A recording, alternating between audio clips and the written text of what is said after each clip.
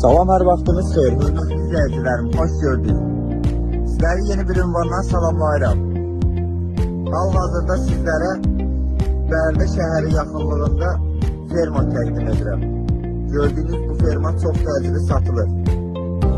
Ferma yerləşir Bərdənin Güloğullar kəndi ərazisində, Təzə bazarın yaxınlığında.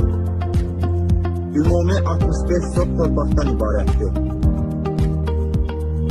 Gördüğünüz kimi içerisinde böyük küçülü, təqribi 75 başlı, iri buynuzlu mal heyvan üçün nəzərdə tutulmuş yeri var.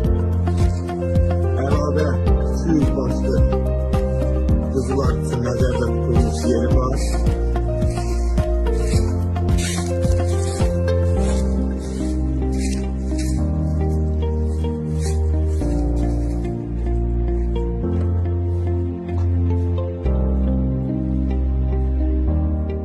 Gördüğünüz gibi tam hazır qaydadandır.